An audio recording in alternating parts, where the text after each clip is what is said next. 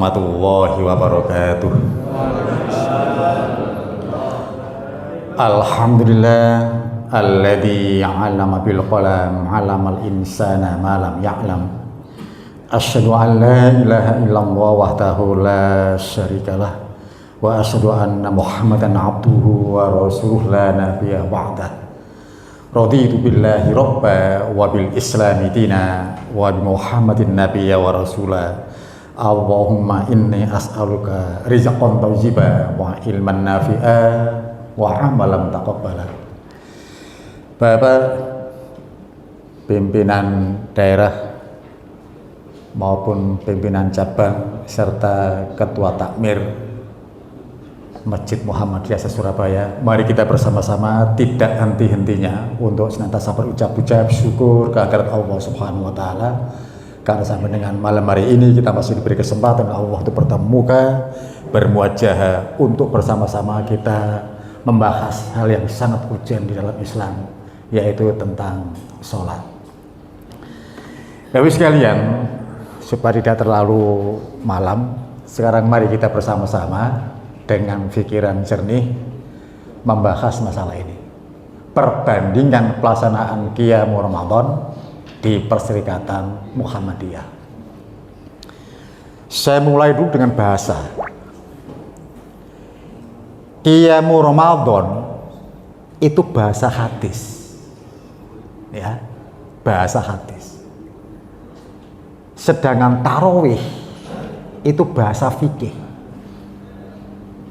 Zaman Nabi gak ono istilah tarawih. Zaman Nabi yang muncul adalah Qiyamul Ramadan. Mangqoma Ramadhana imanan wa ihtisaban ghufir lahu ma taqaddama min dhanbi. Dan hadis-hadis yang lain. Dalam kutubut tis'ah tidak pernah ada istilah tarawih. Sebab tarawih itu adalah bahasa fikih. Sementara Qiyamul Ramadan adalah bahasa hadis. Ini perlu ditekankan dulu supaya nanti tidak terjadi kesalahpahaman. Berikutnya Bapak sekalian, sebagai pendahuluan, ini tidak ada makalahnya, tidak ada makalahnya. Kita bahas ini hanya sekedar memotret amalan-amalan warga Muhammadiyah tentang Qiyamul Ramadan. Jadi meneropong. Di satu daerah atau kota itu bisa saja yang umum adalah 4-4-3. Seperti di Jogja semisal. Pesisir utara Lamongan semisal. 4-4-3. Saya sebutkan dua kota karena saya tahu sendiri, jadi saya tidak mengada-ada. Bahkan saya tahu adanya 2-2-2-2-3 setelah saya masuk Surabaya. Dulu saya di desa 4-4-3 Masjid Muhammadiyah. Nah, lalu sekalian, jadi saya hanya memotret. Ternyata di sekian banyak daerah di Indonesia itu bermacam-macam, ada yang 4-4-3, ada yang 2-2-2-2-3, ada yang 2-2-2-2-3, ada yang 2-2-2-2-1. Pak, ini adalah tanawu, ragam dalilnya ada, beragam dalil memunculkan keragaman amal. Saya menggunakan bahasa yang sederhana saja biar tidak terlalu jelimet ya. Jadi ragam dalil itu memunculkan ragam amal. Itu logis. Bagi yang paham itu tidak masalah. Tetapi yang belum paham itu menjadi masalah. Ambil contoh Pak, yang sangat sederhana. Rasulullah takbir pada saat sholat, mengangkat tangannya, ada dua dalil yang umum. Ada yang sejajar dengan telinga, ada yang sejajar dengan pundaknya. Di tengah masyarakat tidak masalah. Ini tanau ragam. Memang dalilnya seperti itu. Ono sing bukur, ono sing rada endek. Dan itu tidak menjadi masalah di tengah masyarakat. Mengapa kalau terawih menjadi masalah? Kan itu. Ya. Nah, ini tugas kita untuk mensosialisasikan betapa dalam syariat Islam itu luar biasa, banyak dalil, banyak ragam. Satu. Yang kedua sekarang, masalah istilah sahih. Di dalam hadis, Pak, tidak ada istilah ini sahih, ini lebih sahih. Ra ono ngono. Ya. Mungkin pada penekanan bahasa aja ya. Jadi derajat sahih itu tidak bisa kita bandingkan, kita head to head. Kita adu. Iki sahih, iki lebih sahih. Niku ora ono ngono iku. Hanya saja dalam pengertian ini kita harus mampu untuk memahami bahwa sesekali Rasulullah berucap atau berbuat A, memberikan contoh A, di lain waktu contoh B. Podo-podo contohnya. Nah, sama-sama contoh yang berbeda ini kemudian jangan dibenturkan. Iki sahih, iki lebih sahih. Ya, jadi ini harus dipahami dulu supaya nanti tidak rancu, ya, tidak rancu. Berikut apa? Perbedaan amaliyah adalah hal yang wajar. Kita dua. Ragam dalil memunculkan ragam amal itu logis. Ya. Apalagi dalil yang beragam tersebut sama-sama berderajat sahih. Itu, ya. Kita lanjut, Pak. Pak, dari poin pertama dan kedua ini ada marojinya. Saya tidak sekedar ngomong, tapi ada dasarnya. Dalam buku Manhaj Tarjih Muhammadiyah, Metodologi dan Aplikasi, yang menulis adalah Profesor Dr. Andes Asmuni Abdurrahman. Halaman 11, ya. Nanti kalau memang jenengan mau ngecek bisa merujuk ke situ. Kita lanjutkan. Dalam pembahasan kita malam ini tidak akan dibahas Qiyamu Ramadan dengan jumlah 23 rakaat. Nek ono Masjid Muhammadiyah terawih 23 rakaat. Mudun tak miri ya. Mudun tak miri. Di sini ya, gitu. Karena apa? Karena dalil yang dalil yang sahih itu memang tidak layak untuk dibandingkan dengan dalil yang dhaif. Ya. Kita lanjutkan, Pak, ya. Dalil yang dhaif itu ada di situ, yang 23 rakaat itu. Tapi hadis nanti kita buka kitabnya, ya. Dalam Muwatta, buka aja.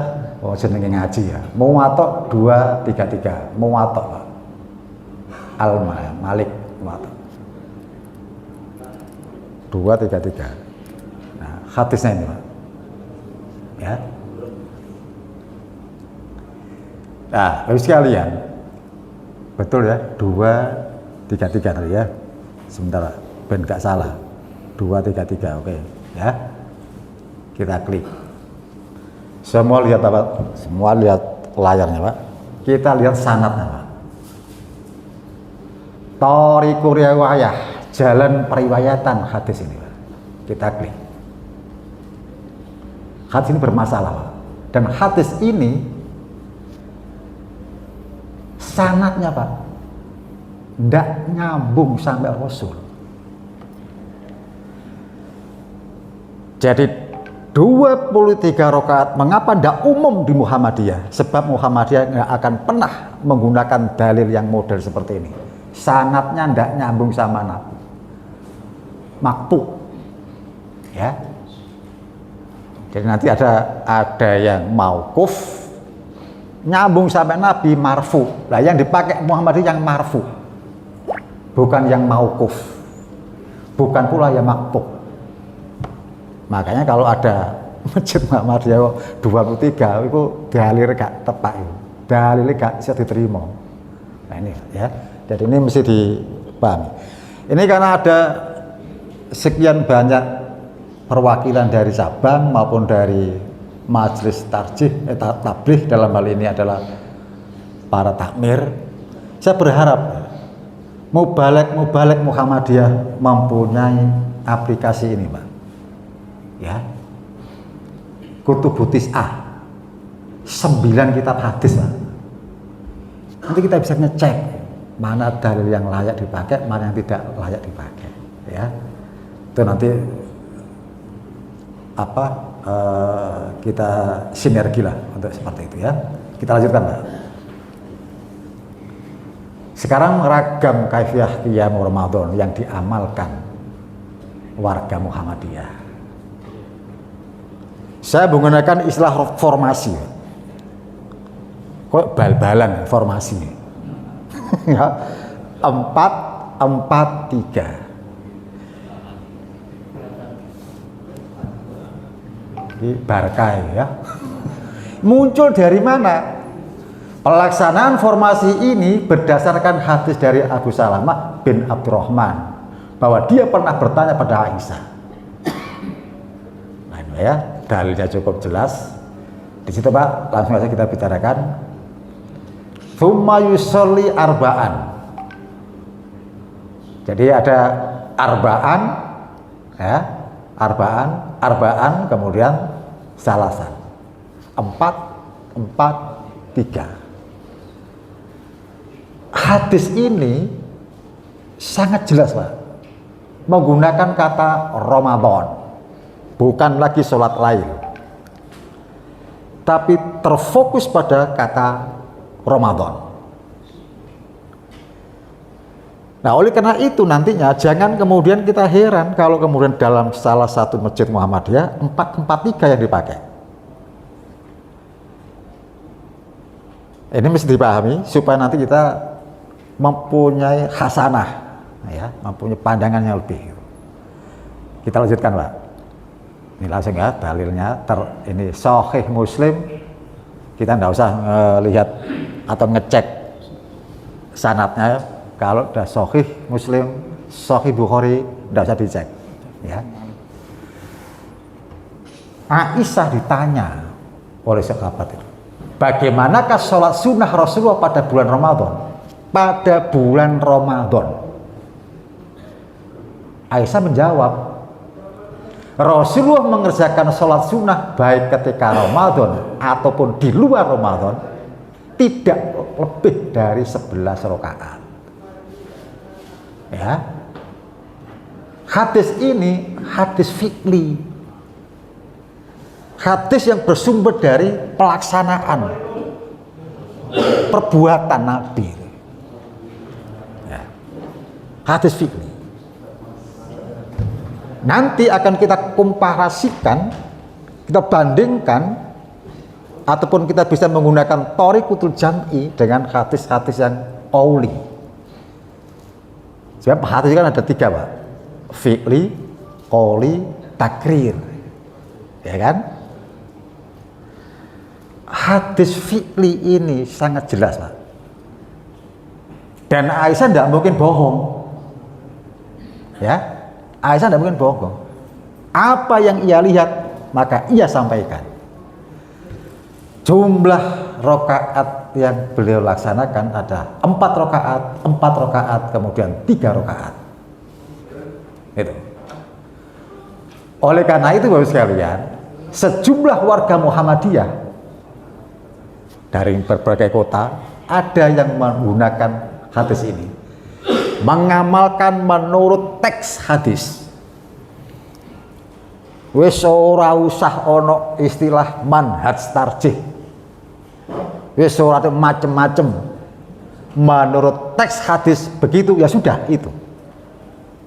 Makanya ada yang mengamalkan seperti ini, ya. Menurut teks yang ada. Yaitu dengan formasi 4-4-3 jumlah 11 sebagaimana putusan tarjih Muhammadiyah referensinya Pak, nanti jenengan bisa melihat itu pada hasil Muktamar Muhammadiyah dalam buku Pimpinan Putusan Tarjih Muhammadiyah, dalam Suara Muhammadiyah cetakan ketiga halaman 341, dalil nomor 13. Jadi ini bukan bikinan takmir, bukan bikinan Majelis Tarjih Surabaya, tapi ini merupakan putusan Tarjih Pusat yang termaktub dalam buku ini. Atau yang kedua, referensinya adalah Majelis Tarjih dan Tajdid Pimpinan Muhammadiyah, tuntunan ibadah di bulan Ramadan tahun 2013, halaman 35 poin C. Di situ ada ini Pak, 443. Nah itu yang pertama. Sekarang yang kedua, formasi 22-22-3. Pak, jenengan mesti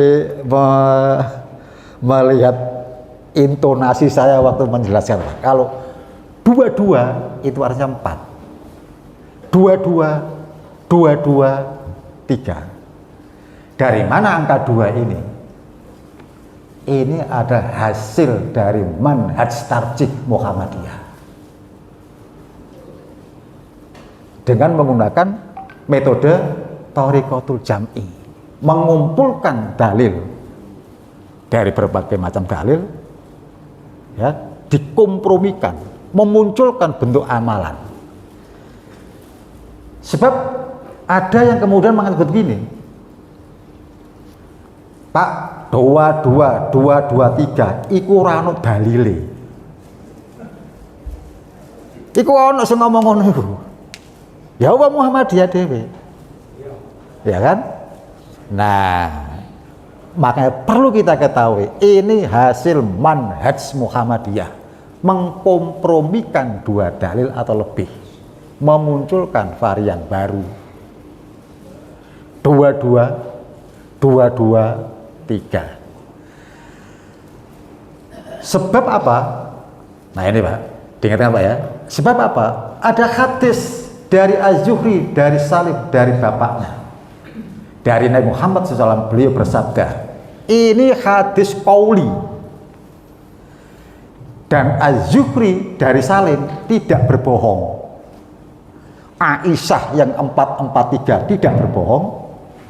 Az-Zuhri dan dari Salim, dari bapaknya juga tidak bohong. Ya, makanya perlu dikompromikan berita ini. Itulah kemudian memunculkan manhaj tarjih Muhammadiyah dengan istilah thoriqatul jam'i. Itu bukan kemudian nyelonong gak ono dalile. Nah, iki apa iki gak ngerti manhaj segini ini akhirnya, ya. Sholatul lail masna-masna. Qiyamu Ramadan itu bagian daripada sholat lail. Yang repot itu nanti akan muncul, mungkin ini fenomena Pak ya, fenomena. Maaf, fenomena itu bahasa filsafat Pak. Di balik fenomena itu ada nomena. Fenomena di masyarakat muncul pertanyaan, Pak, apa ya entuk wong mari traweh bengine tahajud? Jenengan cari, ada enggak yang seperti itu? Muncul pertanyaan itu. Ada. Ya, memunculkan itu. Sementara hadis Aisyah itu jelas, dalam Ramadan maupun di luar Ramadan tidak lebih dari 11. Iki wis traweh 11 rakaat, bengi tahajud mana? Qiyamu Ramadan itu salat lail, tahajud itu juga salat lail. Wa minal lail fatahajjat bihi nafilatan. Podo-podo salat malam. Ya. Kita lanjut Pak ya. Ini Pak di dalam hadis Sunan An-Nasa'i, hadis nomor 1650. Derajat hadis ini sahih. Tunjukkan aja 1650 Nasa'i, buka ya, An-Nasa'i. Hadis nomor 16 ya. 16.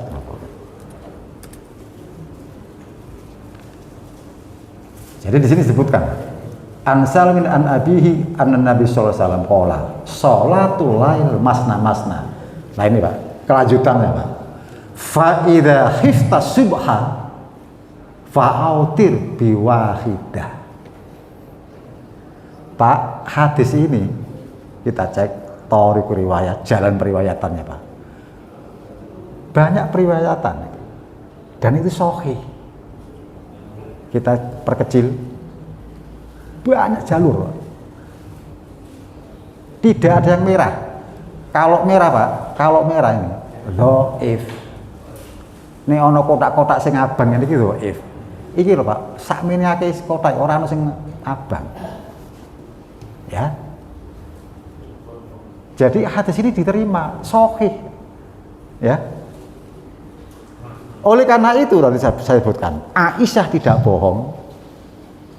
Berikutnya adalah itu juga tidak bohong, yang ini Az-Zuhri dari Salim ini juga tidak bohong, sama-sama tidak bohongnya, sahih derajatnya. Sholat malam itu 22 rakaat. Jadi kalau begitu 4 itu bisa ditafsirkan, 4 itu 22 3-nya tetap, 3 itu witir. Ya. Jadi ini mesti dipahami, sama jumlah 11. Jadi yang saya kiri kurung ini Pak, iki asale 4. Wis telu. Ini karena apa? Karena thoriqatul jam'i, mengkompromikan 2 dalil. Sebab kabar itu juga tidak bohong. Itu. Ya. Lanjut. Nah, ya. Jadi kalau kemudian nanti jenengan ditanya orang, iku lho sing 223 orang dalile, jenengan mesti bisa menjawab. Iku ngono kompromi 2 hadis. Pengkompromian 2 hadis. Yang dalam manhaj tarjih Muhammadiyah disebut dengan thoriqatul jam'i. Itu, ya. Kita lanjutkan, Pak. Sejumlah warga Muhammadiyah mengamalkan cara ini sebagaimana putusan tarjih Muhammadiyah.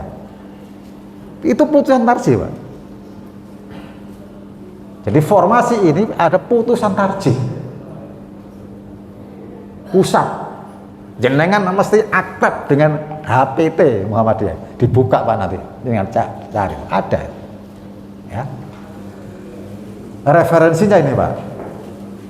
HPT Suara Muhammadiyah cetakan ketiga halaman 341 dalil nomor 12. Ya, dalil nomor 12. Kita lanjut sekarang. Formasi nah ini Pak. Ada lagi Pak. 2 3. 2 yang awal ini dari mana? Nah, sama dengan tadi. Ini hasil dari thoriqatul jam'i. Metode manhaj tarjih Muhammadiyah di situ tanya, ya. Kita lanjut Pak. Ada dalil gini Pak. Ini dalam Sahih Muslim. Idza qama ahadukum minal lail falyaftatih sholatahu bi rak'ataini khafifataini. Hadis Sahih Muslim. Ya, dari Abu Hurairah. Apabila salah seorang dari kalian hendak menunaikan sholat malam, qiyamu Ramadan atau tarawih, itu sholat malam Pak. Tahajud juga sholat malam. Ya, sama-sama sholat malam. Nah, tarjih menggunakan ini dalil yang umum tetap dalam keadaan umum. Artinya umum bisa berlaku pada tarawih atau bisa berlaku untuk qiyamul Ramadan, juga bisa berlaku pada saat kita sholat tahajud. Sebab sama-sama lail. Apabila salah seorang dari kalian hendak menunaikan sholat malam, hendaklah ia memulai sholatnya dengan 2 rakaat ringan. Bahasa hadisnya seperti itu. Bahasa fikih memunculkan istilah sholat iftitah. Bagi yang tidak akrab dengan bahasa fikih akan mengatakan, gak ono sholat iftitah, sing ono doa iftitah. Iya kan? Iya. Dia tidak tahu kalau sholat iftitah itu bahasa fikih, bukan bahasa hadis. Maka kadang-kadang kita di ayel, ora ono sholat iftitah, sing ono doa iftitah. Lah kan? Banyak nih perlu tahu jeluntrungan ini bahasa apa? Ini bahasa fikih atau bahasa hadis? Ya. Ini mesti kita pahami ya. Oh ini banyak Pak, ini maaf. Bahkan ada Masjid Muhammadiyah yang kemudian begitu dia mengatakan takmirnya Pak, menggunakan sholat iftitah, itu ada jamaah itu malah ngaco. Begitu banyak yang sholat iftitah, enggak sholat Pak, ngomong-ngomong bahwa terganggu wong sing sholat iftitah. Maka takmirin walaupun tua dia luar biasa. Dia mengatakan, iki masjid milik Muhammadiyah, duduk milik jamaah. Nek sampean seneng sholat nang masjid Muhammadiyah, ojo ganggu. Nek gak seneng, minggir pokoknya ini. Iki masjid Muhammadiyah, bukan masjidnya jamaah. Kok bisa begitu? Iya. Lihat aja surat kepemilikan tanah. Itu TI sopo? TI Muhammadiyah. Dudu TI jamaah. Ya.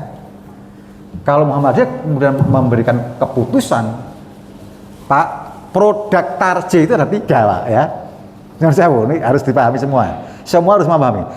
Produk tarje itu ada 3. Nomor 1, putusan tarje. Kalau sudah putusan itu mengikat Pak. Ya. Nah, hal-hal terkait dengan sholat ini Pak, ini putusan tarji. Itu mengikat. 2, fatwa tarji. Ya. Jadi ada putusan tarji, yang kedua fatwa tarji. Fatwa itu Pak, hasil adanya pertanyaan. Yang menjawab namanya mufti, jawabannya namanya fatwa. Ya. Kalau di negeri Timur Tengah, itu ada mufti ini Pak, mufti Al-Azhar, mufti kerajaan Arab Saudi ada. Indonesia gak ada mufti. MUI, ya, di struktur organisasi MUI. Komisi fatwa, nah itu ya. Nah, tarjih, majelis tarjih, produknya diantara ada fatwa tarjih. Dadi ana wong takon, apakah itu warga Muhammadiyah atau jamaah Muhammadiyah atau simpatisan Muhammadiyah, takon, Pak, hukumnya rokok itu ya apa? Iki ana sing rokok. Wonge teko. Maju iki contoh siji ya. Ya. Pak, ya apa hukumnya rokok? Karena ini pertanyaan memunculkan jawaban. Sing jawab iku mufti, hasil jawaban namanya fatwa. Nah, fatwa di Muhammadiyah Pak, itu juga bukan haramnya gitu. Ini maksud saya organisasinya. Jadi fatwa di Muhammadiyah itu juga hasil dari tarjih. Walaupun tidak mengikat. Pak, ini maaf ya, saya ini pernah berseloroh. Itu tahun 2005. Ya, 2005. rapat tarjih bareng ono anggota rapat Pak iku perokok berat wae jeda istirahat tak dole wonge gak ono pojok nenggone njaba Pak rokokan cedhok saya bilang Ustaz Masjid Tarjih dibubarno ya mari ya Masjid Tarjih Masjid Tarjih dibubarno mari lho apa nah saya fatwa sing koyo ngono iku Pak sampeyan gak nglakoni ya rame-rame sokane rame-rame jangan itu ya nah berikutnya Pak ada wacana tarjih produk tiga ini ada putusan tarjih ada fatwa tarjih ada wacana tarjih nah ini harus tahu ya harus tahu contoh gini mengapa sekarang yang namanya narkoba, korupsi, fikih tentang air, fikih tentang bencana itu wacana tarjih, ya. Jadi beda dengan fatwa rokok, beda. Nah balik ke sini Pak, bahwa dalam setiap hadis yang dipakai oleh Muhammadiyah di samping derajatnya sahih nanti juga menggunakan metode thoriqatul jami ya. Kita lanjutkan Pak. Jadi angka 2 di sini, rakaat 2 yang awal ini Pak, yang dalam kurungnya salah 4, 4, 4, 3 ya, yang pertama, yang 2 pertama ini, yang di luar kurung ini dari hadis ini Pak, menyatukan hadis. Idza qama ahadukum minal lail falyaftatih salatahu bi rak'ataini khafifataini derajat sahih. Nah, kalau sekarang kita tidak pakai iftitah, hadis ini dibuang. Hah? Hadis ini dibuang. Kan enggak. Ya. Ada pun mungkin perbedaan, Pak, iku kanggo tahajud. Pak, dalam kitab tafsir Ibnu Katsir itu memang beliau berpendapat bahwa sholat iftitah ini itu untuk tahajud, ya, bukan untuk qiyamul Ramadan. Itu pendapat. Di Muhammadiyah tetap menggunakan ini karena apa? Melihat keumuman hadis. Ini hadis umum Pak, berlaku setiap. Nah, jadi kalau tahajud ya pakai iftitah, kalau tarawih juga di luar Ramadan pakai, di dalam Ramadan juga pakai. Kita lanjutkan Pak. Hingga formasi 4-4-3 menjadi 2-2-2-2-3. Untuk selanjutnya 2 rakaat ringan, maka formasinya menjadi ini 2-2-2-2-3. Jumlahnya 13 rakaat. Nah ini Pak, saya yakin ada juga masjid yang tidak pakai iftitah. Ya, nah, ini juga harus lapang kita untuk menerima kenyataan bahwa ada masjid seperti itu. Ya nanti makanya perlu diseragamkan ya. Sejumlah warga Muhammadiyah mengamalkan cara ini sebagaimana putusan tarjih. Ini juga putusan tarjih, bukan fatwa tarjih, bukan pula wacana tarjih. Ini keputusan tarjih. Dengan segala pro dan kontra terkait 2 rakaat ringan. Ya kan? Memang dunia ini Pak isinya pro dan kontra. Ya, ora ono pro ora ono. Kontra ora ono. Isine pro dan kontra itu biasa. Apalagi kalau kita sudah masuk pada ranah fikih. Bersiap-siaplah untuk banyak perbedaan. Itu biasa gitu ya. Pokoknya nek sholat semua syarat dan rukunnya terpenuhi, ya. Dan diingat-ingat Pak, nanti salah satu rukun sholat itu tumak nina. Ojo balapan banter-banteran Pak. Ojo cepet-cepetan. Jangan jadi makmum juga jangan jadi provokator.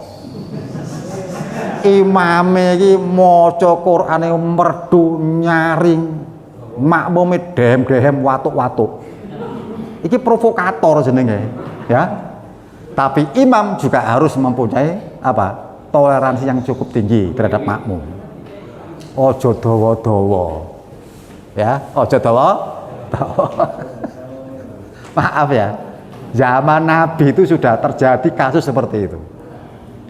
Ana wong jenenge Mu'adz. Wih, nek ngimami, Pak.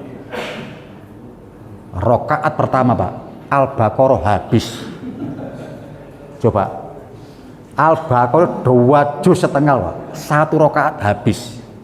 Rakaat kedua Ali Imran habis. Enggak apa-apa sampean jajal masjid sampean. Ya.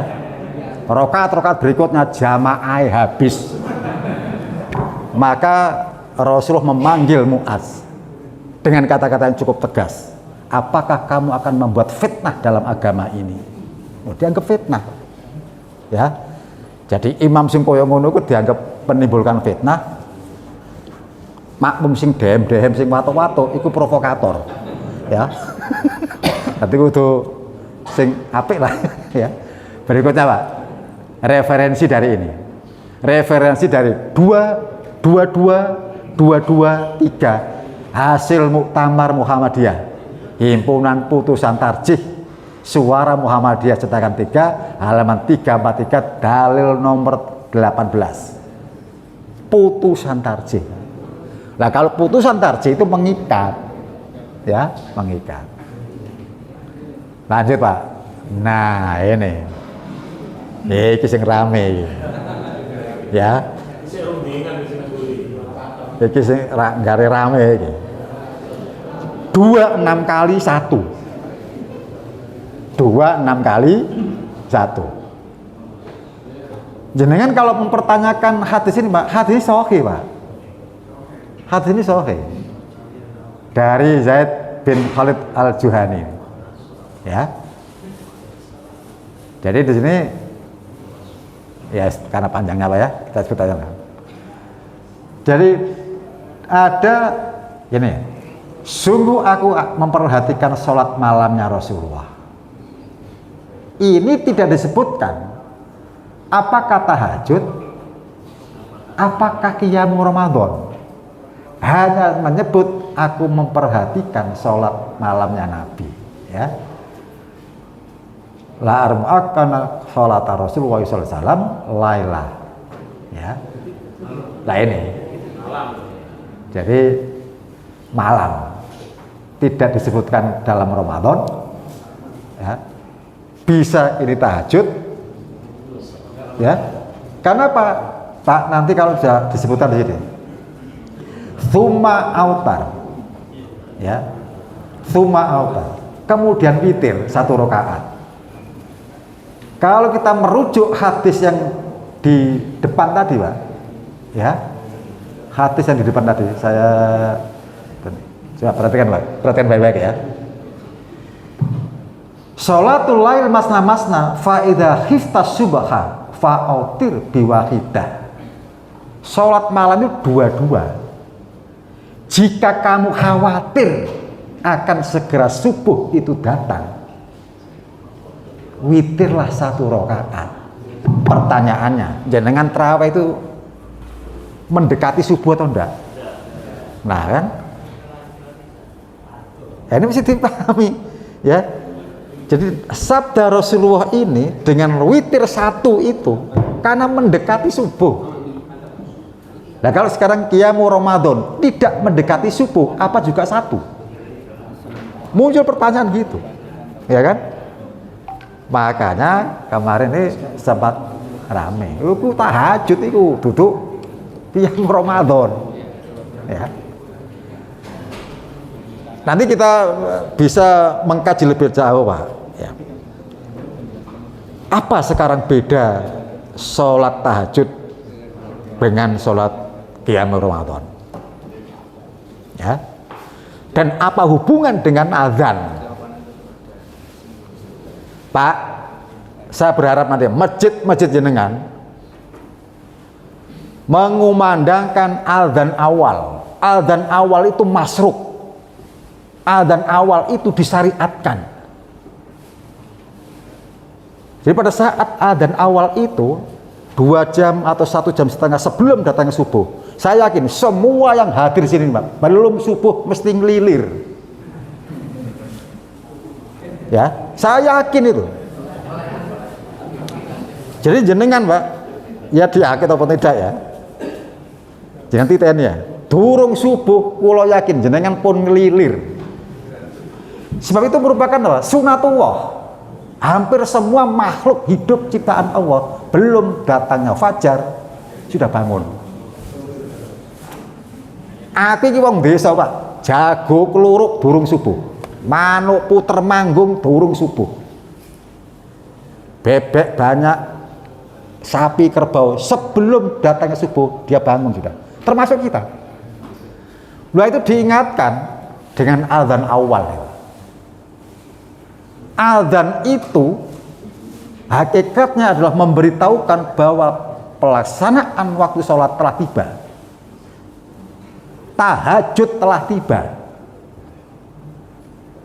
Dan di situ Pak, wa minal laili fatahajjat bihi nafilatalak, menggunakan dhamir laka, menggunakan ka.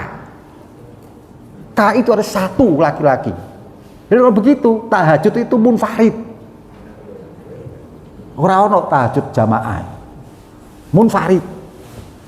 Sebab ayat itu turun dhamir mukhatabnya pada ka. Apa itu? Kata ganti nama itu ka. Kamu satu laki-laki. Oleh karena itu adzan awal ora ono iqamate. Ayo ndi ono adzan awal ono iqamate? Ora ono. Nggonku Pak ora ono Pak. Ya ora ono adzane ya ora ono ya padha ae. Ora ono adzane ora ono ya. Ya. Nah, jadi ini mesti dikaitkan itu. Sebenarnya tarawih beda, qiyamul maudun beda, ya. Tanpa adzan, tanpa iqamah. Nah, lalu sekalian, saya lanjutkan. Zaid bin Khalid melanjutkan perkataannya. Lalu aku tidur dekat pintu beliau atau tenda besar beliau. Nah, sekarang tenda besar. Masyhur, Pak. Di sekian banyak riwayat. Rasulullah itu kalau pada saat 10 malam terakhir Ramadan itu membuat tenda-tenda dalam masjidnya untuk iktikaf. Nah, jadi ini apakah dalam tarawih atau tahajud, ya? Lanjutkan. Rasul mengerjakan sholat 2 rakaat singkat, kemudian 2 rakaat, 2 rakaat, 2 rakaat. Ya, yang terakhir nanti Pak, beliau mengerjakan 1 witir hingga jumlahnya 13 rakaat. Nah, ini disosialisasikan pada tahun 2022. Yang saat itu, ini Tarjih Surabaya loh Pak ya. Yang saat itu usai badai COVID-19 itu memunculkan ini. Nah, terjadilah banyak pro kontra ya. Bahkan maaf Pak ya, maaf. Saya sedikit ditantang oleh Profesor Dr. Zainuddin MZ. Iki yo Muhammad saya gawe buku ini. Ayo kita bedah, ayo sama-sama, gitu. Mempertanyakan itu. Ya, yang lebih fatal lagi kan ada apa? Ada yang pengelompokan hadis ya Pak. Ini hadis ini Hasan, ini hadis Sahih, ini Dhaif. Waduh, itu dipertanyakan Pak, ya, dipertanyakan. Nah, Bapak sekalian, malam hari ini fenomena-fenomena yang terjadi di masyarakat kita. Jadi kalau ada 2221, sejumlah warga Muhammadiyah mengamalkan cara ini dengan cara pelaksanaan menurut teks yang ada. Teksnya gitu ya sudah gitu. Balik seperti yang 443. Teksnya begitu, ya sudah itu dilakoni.